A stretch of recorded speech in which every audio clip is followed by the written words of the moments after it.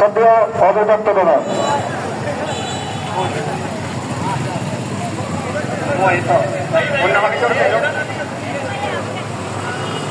চট্টগ্রাম হিন্দু জাগরণ মঞ্চের পক্ষ থেকে আজকে প্রদীপ প্রজ্বলন কর্মসূচিতে যারা অংশগ্রহণ করেছেন সকল সনাতনী ভাই বোনদের প্রতি কৃতজ্ঞতা জ্ঞাপন করছি।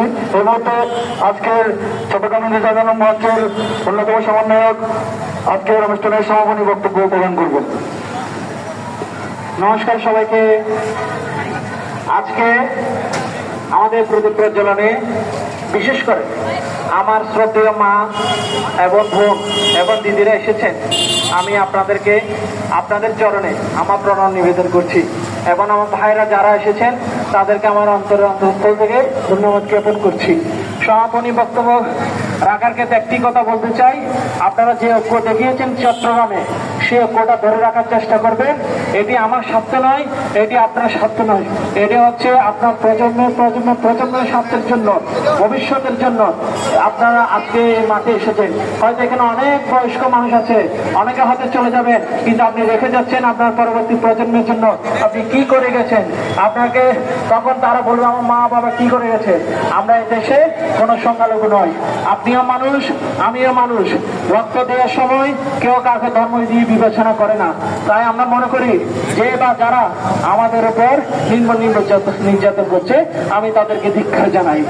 মা এবং বোন আপনাদেরকে অনুরোধ করছি, আপনাদের যে সাহস দেখিয়েছে, আপনারা যে ঘর থেকে বের হয়েছে এটাই অনেক কিছু।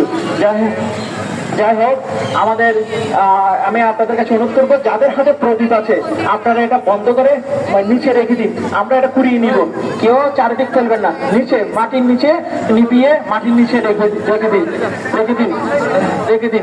আর যদি বেশি হয়ে থাকে আপনারা বাসায় নিয়ে চলে যান, নষ্ট করবেন না, আপনারা বাসায় নিয়ে চলে যান, কোনো জায়গায় ফেলবেন না। আরেকটা বিষয়, আমাদের আগামী 3 দিন কর্মসূচি স্থগিত। পরবর্তী কর্মসূচি আমরা আজকে আমাদের প্রধান উপদেষ্টা ডক্টর মোহাম্মদ ইউনূসের কাছে আমাদের প্রতিনিধি গিয়েছে, আমাদের 8 দফা দাবি উপস্থাপন করেছে। উনি এটা দেখবি বলেছে, আমরা বলেছি দেখা দেখি কোনো সময় নেই, কর্মসূচি চলতে থাকবে। আপনি 3 দিন পর্যন্ত, যেহেতু 15 আগস্ট এবং কালকে 14, 15, 16 আমরা প্রেস ব্রিগেড এবং আমাদের হোয়াটসঅ্যাপ গ্রুপ এবং আমাদের এর মাধ্যমে আমরা জানানো হবে আমরা পরবর্তী কর্মসূচি আমরা কখন দিব। তাহলে আপনারা ভালো থাকবেন, সুস্থ থাকবেন, আমাদের জন্য আশীর্বাদ করবেন, আপনারাও ভালো থাকবেন।